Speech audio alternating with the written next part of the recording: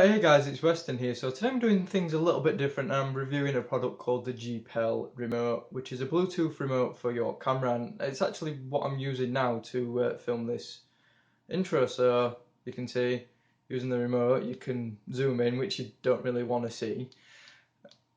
But yeah, I'm actually controlling it with the remote, which is actually really cool.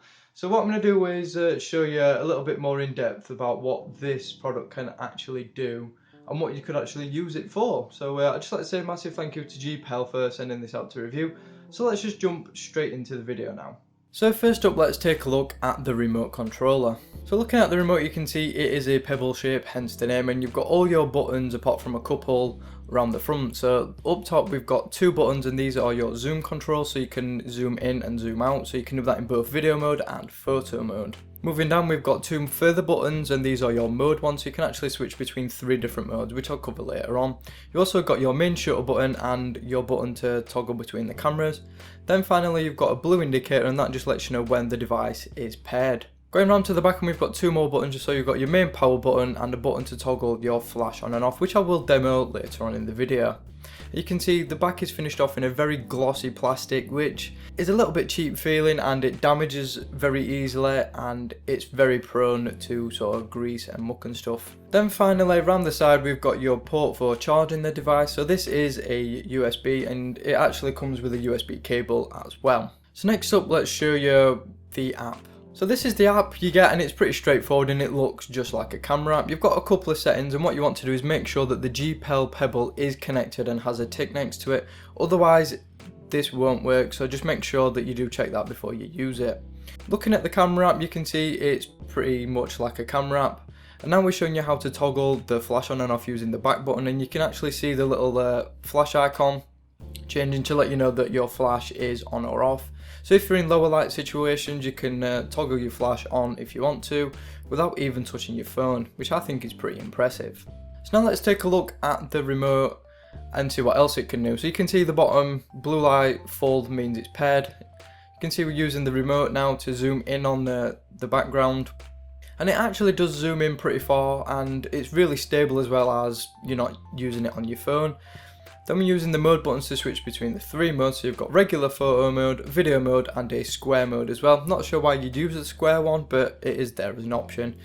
Then when you actually want to take photos or videos, you press the main shutter button, and that will either fire a photo or stop your video, so whichever one you want to do.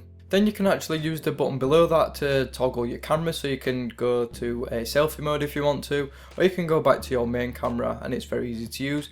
You can also toggle between modes as well, so you can do front facing photos and front facing video if you want to, all on the same remote without even touching your phone, which is pretty cool.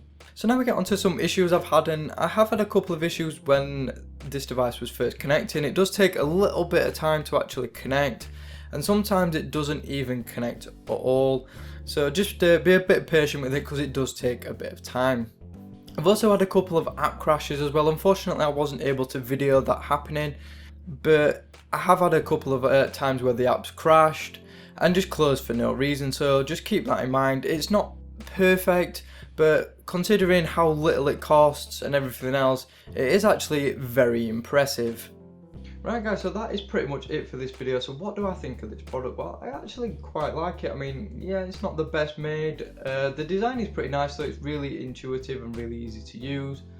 Setup is really simple as well, and if you're interested in it, I will link it down in the description. Now it's perfect for situations like this where I'm filming with my front facing camera on my phone, and I can just zoom in if I want to, or if you don't want to see that, zoom out a little bit. And if you're filming situations like this with your phone, this is definitely a good product to have, because you could just sit with it on your lap and people will be none the wiser. So yeah, I'm actually pretty impressed with it. I've had a couple of issues though. I've had a couple of crashes, and a couple of times it wouldn't connect properly, but for the most part it's been a very good product. So that is pretty much it for this video. Should you actually get one of these? Well, that depends. If you're someone who uses your phone for filming a lot, then it's definitely a great accessory that's not too expensive, and like I said, it's very easy to use and very intuitive. So if you've got any questions about this product in particular or anything else, drop me a comment down below and I will answer any questions you have. So thank you all so much for watching, and I will see you all on the very next video.